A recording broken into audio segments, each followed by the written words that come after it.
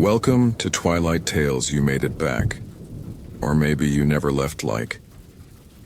Subscribe. Share it. Before she finds you next. Let's begin. They say you can get used to anything. The smell of rot.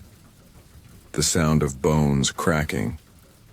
The sensation of being watched every time you close your eyes. Yeah, you can get used to it. Doesn't mean it won't drive you insane.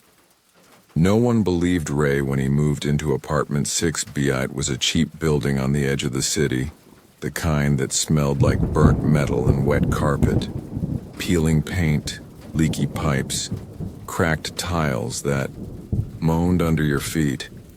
But Ray didn't give a damn. He just wanted quiet. After losing his job and crawling through a brutal divorce, he wanted to disappear, and that apartment let him do it.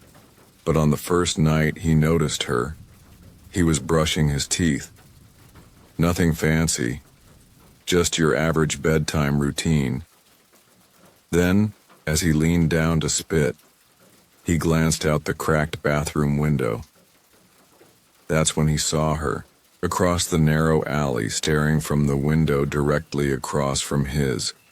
A pale woman, black hair, wearing what looked like a white hospital gown, hanging off her like soaked paper. Her mouth was open, not smiling, just open. Ray blinked, gone. He chuckled. Tired brain. But something was already crawling under his skin. The next night she was there again, same spot, same window, just standing, staring across the alley, unmoving, unblinking, her mouth still open, slightly wider this time, like she was about to scream, but never did. Ray closed his blinds by the third night. The nightmares started. He'd wake up drenched in sweat, gasping, convinced that someone was standing over him, breathing against his face, whispering things. But when he turned on the lights, nothing, just silence and the groaning of the building around him. He tried to talk to his neighbor. Across the hall, Mr. Chandler, an old man who'd been living in the building since it was built. When Ray brought up the window, the old guy froze. His eyes darted toward the hallway light like he expected it to shut off mid-sentence. "Don't look out that window," Chandler whispered, voice shaking. "She sees you." Ray laughed awkwardly. "You're kidding, right?" Chandler didn't answer.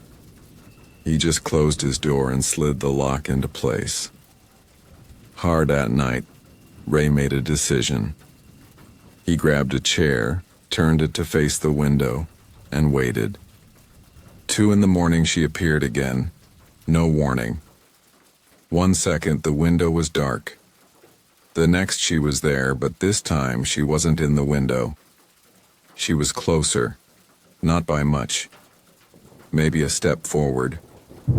But Ray noticed. Her face looked sharper. Her eyes darker. Her mouth was still open, but now a strange wet sound came from her throat, like she was choking, or growling. Ray's fists clenched on his knees. He didn't move. She didn't either. Then all at once, the hallway light outside his apartment turned off. Power flickered. His living room bulb dimmed, buzzed, went out. Darkness, and then a sound from the other side of the room.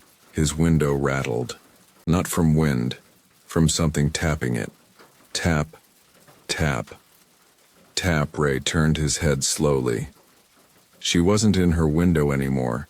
She was gone, but her reflection was still on the glass behind him. Ray leapt up and spun around, fists raised, but no one was there. Nothing. Just his empty room and the slow wheeze of air coming from the heater. The next morning, he called the landlord.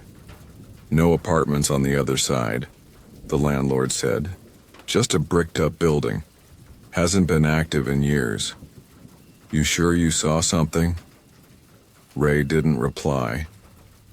Instead, he bought blackout curtains and duct-taped every edge.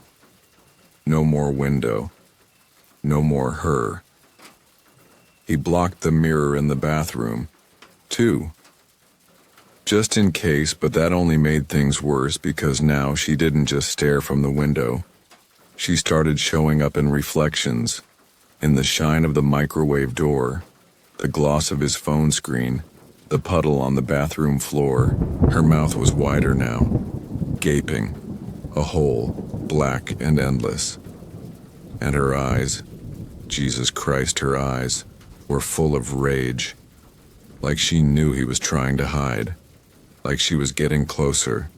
He started to smell her rotting flowers, mold, blood. The apartment was filled with it, clinging to the walls like smoke. Every morning it got stronger.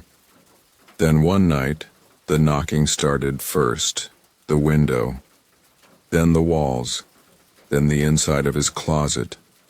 Rhythmic, unnatural, like a heartbeat made of fists. Bang, bang, bang, Ray screamed at the air. "What do you want from me?"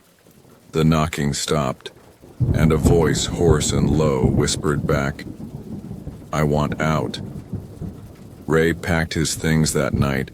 He didn't even make it to the elevator, because as he stepped into the hallway, he saw something that made his skin turn to ice. Every apartment door was open.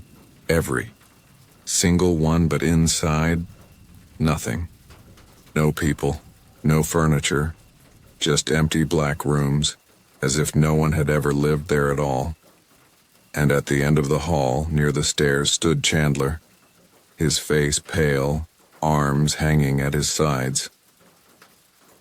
"She's part of the building," Chandler said, voice cracking. "They bricked her in, sealed her up years ago. She died in that room across the alley, watched everything from her window. Now she wants out. Through you." Ray ran. Down the stairs, into the street. He looked back once. She was in every window now.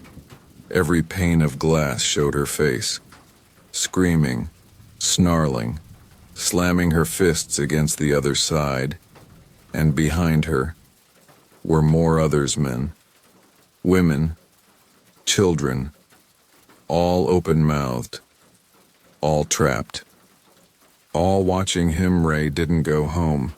He stayed in a motel, slept with the lights on, bought sleeping pills and vodka. Anything to kill the images, but you can't run from something inside your eyes, because the next time he looked in the mirror, he didn't see himself anymore. He saw her. She had finally made it through. Now Ray's apartment is empty again, available, cheap, quiet. The kind of place you can disappear in. And across the alley, from that cracked window, she watches still. Except now she's not alone. Ray's right beside her, mouth open, eyes hollow, waiting for the next tenant. Waiting for you. Welcome to Twilight Tales you watched. She saw you like. Subscribe. Share this before your window shows her next. Good luck sleeping.